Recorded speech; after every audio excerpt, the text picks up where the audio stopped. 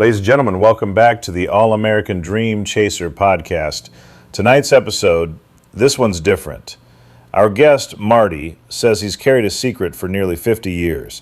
He's a retired businessman from New York, though some people knew him by another title back in the day. He says he knew people connected to the disappearance of Jimmy Hoffa. Now, before we begin, if you enjoy stories like this, hit subscribe, leave a comment, and share this episode. Because tonight, you're going to hear things you probably never heard before.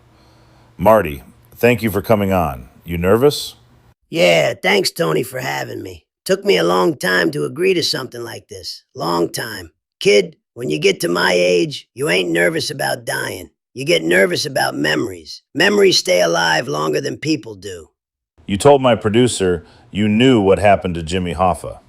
I said I know things. Big difference. Okay, let's start there. Did the mob have something to do with Hoffa disappearing? You ask questions like a cop from Queens in 1978. Listen, Hoffa was powerful, maybe too powerful. The unions, the pension money, the trucking routes, that wasn't just jobs. That was power, real power. More money moving through those unions than some countries. And Hoffa, he wanted control back. Control from who? From everybody, the government, the people who replaced him, certain families, certain businessmen. Hoffa didn't know how to stay retired. Guys like him never do. So what happened that day? You really want to know? That's why we're here. All right, I'll tell you this much. The meeting was real. Everybody always asks that. Yeah, there was supposed to be a meeting. Hoffa thought he was walking into negotiations. Problem was, the other side already made up their mind before he even got there. See, Jimmy had a habit. He talked too much when he got angry. And by the 70s, too many people were nervous about what he might say. Were you there? Nah, I wasn't there. But I knew some of the guys who were close enough to smell the cigar smoke in the room after. And they were scared. That's what people don't understand. Even hardened guys, killers, they were nervous after Hoffa disappeared. Because Hoffa wasn't some small-time bookmaker from Brooklyn. This was national news, federal heat, everybody watching. do you believe he was killed immediately? Let me put it this way. Jimmy Hoffa wasn't alive to see the evening news that night. You're speaking like you know for certain.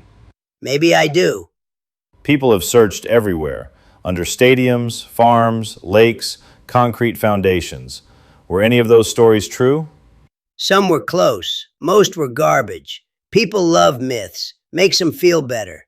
Truth is, the old guys back then knew how to make problems disappear. No phones, no cameras, no DNA databases. If somebody vanished in those days, they vanished. Was Hoffa betrayed? That's the saddest part. Yeah, absolutely. Jimmy trusted people he shouldn't have trusted anymore. He thought history still meant something. Loyalty, handshakes, old favors. But the world changed around him. Do you regret any of it, even knowing about it? Every old man regrets something, kid. You spend your whole life thinking power matters, money matters, respect matters. Then you get old. Now your friends are dead. The social clubs are gone. The neighborhood's changed. And all you got left are ghosts and cigar smoke sitting at the table with you at 2 a.m. Why talk now? Because nobody left can do nothing about it. And because maybe people deserve to know Jimmy Hoffa didn't just vanish. There were reasons. Will the truth ever come out? Nah, not officially. Too many graves, too many secrets, too much time.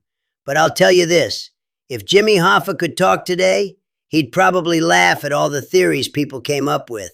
And then he'd tell everybody the same thing I'm telling you now. Never trust a meeting you didn't arrange yourself. Marty, people still search for Jimmy Hoffa's body to this day. Do you think they're ever going to find him? Find him? Kid, you watch too many documentaries. Back then, there were guys who knew how to erase a man from history. Not kill him, erase him. Big difference. So all those rumors, buried under concrete, hidden in a landfill. Some of those stories got floated on purpose. Keeps people looking the wrong direction. Wrong direction where? Have you ever stared at the Hudson River at night? Or the Great Lakes? Or the Atlantic when the fog rolls in. Or perhaps the bottom of Lake Mead just outside of Las Vegas where I live now. Water's a funny thing. Water don't testify. Are you saying Hoffa's in the water?